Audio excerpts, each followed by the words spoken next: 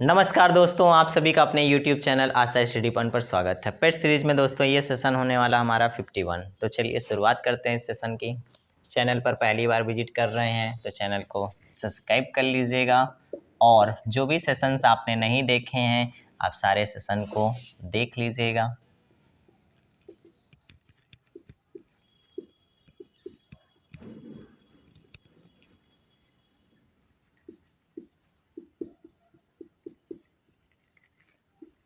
पहला प्रश्न आपका इसका कहा गया, कौन सी आकृति लड़कों, विद्यार्थियों और खिलाड़ियों के बीच संबंध दर्शाता है। ओके, डायग्राम आपको फाइंड करना है। लड़के, विद्यार्थियों और खिलाड़ियों के बीच कौन सा डायग्राम प्रदर्शित करता है। तो चलिए ऑप्शन बना लीजिए। ए ऑप्शन पे आपका दिया गया है, बी पर है। बहुत सारे हमने तो प्रश्न ऐसे आपको करा दिए। अगर सारे सेशन आपने देखे होंगे तो मुझे लग रहा है अभी इन प्रश्नों को तो आप चुटकियों में बना के आएंगे पेपर में। ओवरऑल मिला जुला के हम सभी कंटिन्यूअस लगातार पेपर पे फोकस जो कर रहे हैं, और कठिन मेहनत रंग जरूर लाती है, भले देर से लाए लेकिन लाएगी ज़रूर ना। आइए आप देखिए, जब भी हमने कहा किसी की विशेषता के बारे में, क्वालिटी के बारे में बताया जाए तो हमेशा इंटरसेक्ट करते हुए सभी डायग्राम बनते हैं। तो देखिए लड़के हैं, एक विशेषता है, तो यहाँ पे एक को बना दीजिए लड़के, दूसरे को बना दीजिए विद्यार्थी और तीसरे को बना दीजिए खिलाड़ी। चलिए अब देखिए यहाँ पे इसको बना देंगे खिलाड़ियों के बीच में। ठीक है दोस्तों, तो अब ये जो जानकारी है इसके बारे में, तो यहाँ पे माफ़ करिएगा, लड़कों हैं, लड़कों, विद्यार्थियों, खिलाड़ियों के बीच में। तो देखिए कोई लड़का होगा, पढ़ भी रहा होगा तो विद्यार्थी भी होगा, खिलाड़ी होगा तो वो भी बात हो जाएगी। ये उन लड़कों का पेयर होता है जो लड़के क्या हैं, खिलाड़ी के रूप में काम कर रहे हैं। ये वे लड़के हैं जो विद्यार्थी हैं, और ये वो लड़के हैं ना तो खिलाड़ी हैं ना तो विद्यार्थी हैं, कोई और काम करते हैं। ये उनका पेयर है जो केवल विद्यार्थी के रूप में। तो ऐसे आप कंपैरिजन करके कर सकते हैं। जैसे इसमें देता है महिला है और डॉक्टर है और गायिका है, इस तरीके से प्रश्न बनता है। तो सब में यही डायग्राम लगाते हैं। जहाँ पे आपको विशेषता के बारे में, किसी के गुण के बारे में बताया जाता है, तब आप इस डायग्राम का चुनाव करते हैं। नेक्स्ट प्रश्न हमारा कहा गया आपका,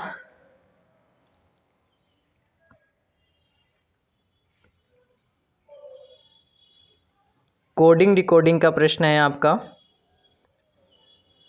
प्रश्न में आपसे कहा गया FAN को किसी कूट भाषा में लिखा जाता है आपका 21, 26, 13। तो उसी कूट भाषा में DEAD डेड को क्या लिखा जाएगा। जब भी इस तरीके के नंबर की कोडिंग दी हो तो आपको संबंध देखना होता है। यहाँ पे 6 डालिए, यहाँ पे 1 डालिए और यहाँ पे 14 डालिए। अब देखिए यहाँ पे 1 से 21 हो रहा है और यहाँ 6 से 21 हो रहा है, 1 से 26 हो रहा है। इसका मतलब कोई सीरीज नहीं मिलेगी। तो हमने आपसे कहा कि इनकी एडिशनल वैल्यू देखिएगा। तो देखिए 27 तो नहीं बन रहा है, देखिए ये 27 बन गया, ये भी 27 बन गया, ये भी 27। इसका मतलब इसका अपोजिट लेटर ना रख के इसका नंबर रख दिया गया। अब यहाँ देखिए डी है, डी को हम क्या दे दे कि 27 बन जाए, तो यहाँ पे आपको देना होगा 23। और यहाँ पे ई है, इसको क्या दें कि 27 बन जाए, तो 22। यहाँ पे ए है तो इसको क्या दें कि 27 बन जाए, तो यहाँ देंगे 26। और यहाँ पे फिर डी है तो क्या देंगे 23। तो दिए गए ऑप्शन में 23, 22, 26 और 23 का चुनाव करेंगे। ध्यान दीजिएगा, कंफ्यूज करने के लिए पेपर में ये कॉमा हटा देता है। ठीक है, कुछ इस तरीके से नंबर लिखे रहते हैं तो कन्फ्यूजन आता है। तो कोई बात नहीं, आप अपने हिसाब से इन नंबरों को आपस में देख सकते हैं, बना सकते हैं। यहाँ पे 3 लेटर था तो यहाँ पे आपकी कोडिंग 6 कोडिंग किस तरीके से बनाई गई उसको नंबर को देख लीजिएगा। आइए नेक्स्ट प्रश्न के बारे में चर्चा करते हैं। नेक्स्ट प्रश्न में आपका कहा गया है,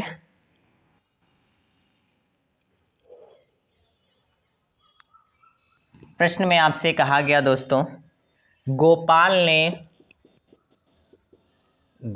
ने गोविंद की ओर इशारा करते हुए की ओर इशारा करते हुए कहा, इसका पिता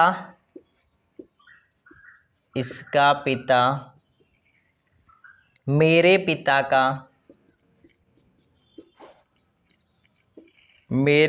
का इकलौता पुत्र है। मेरे पिता का इकलौता पुत्र है।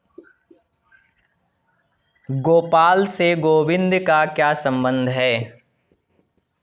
गोपाल से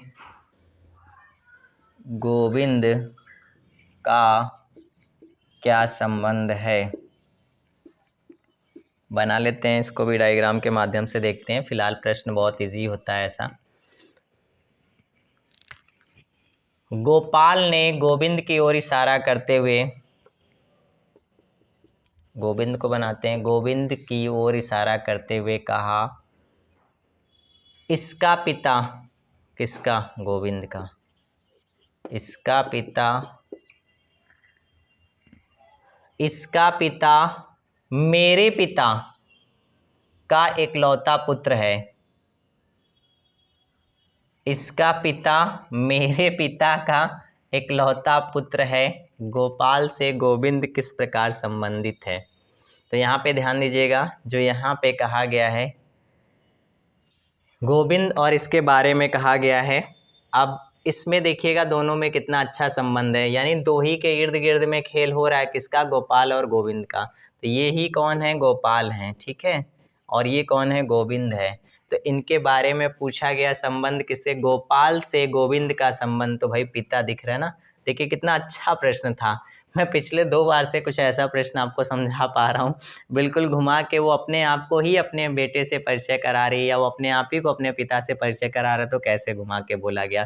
तो दोस्तों इसमें आंसर हो जाएगा पिता। तो ऐसे प्रश्न जब बहुत छोटे होते हैं ना, तो बड़े ध्यान से उसको समझना होता है, जबकि एक झटके में कभी कभी आप पढ़ते तो लगता है कि अरे भाई पिता ही है। बिल्कुल सही समझते हैं आप। इस बात का भी ध्यान दीजिएगा, कभी कभी ब्लड रिलेशन के ऐसे जब प्रश्न आते हैं तो हम जैसे पढ़ते हैं वैसे ही दिमाग में हमें ये बात आती है कि अरे भाई ये तो इसका पिता ही बन रहा है, या इसका ये पुत्र बन रहा है, या बेटा बन रहा है, तो बिल्कुल सही बन रहा होता है। तो थोड़ा सा वेरीफाई कर लिया करिए, कन्फ्यूजन नहीं होना चाहिए। तो इसका आंसर क्या हो जाएगा? पिता। आइए इस सेशन के आखिरी प्रश्न पर चर्चा करते हैं।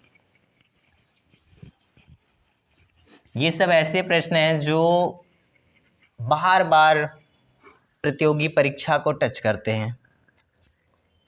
प्रश्न में आपसे कहा गया है,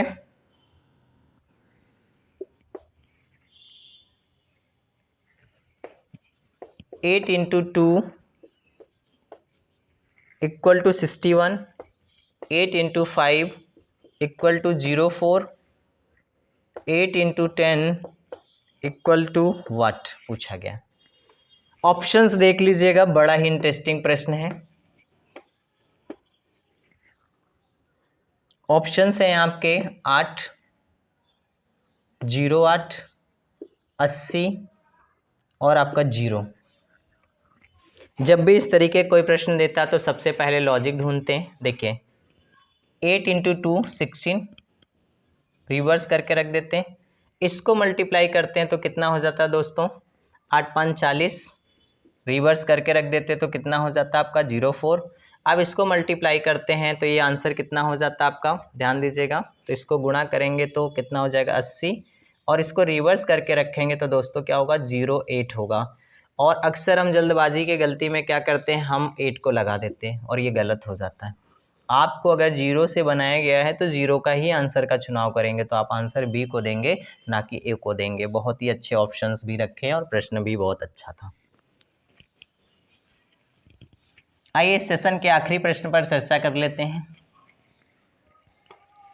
प्रश्न में आपसे कहा गया है, शैलेंद्र लंबाई में केशव से छोटा, लंबाई में केशव से छोटा किंतु राकेश से लंबा है, किंतु राकेश से लंबा है। माधव सबसे लंबा है। माधव सबसे लंबा है।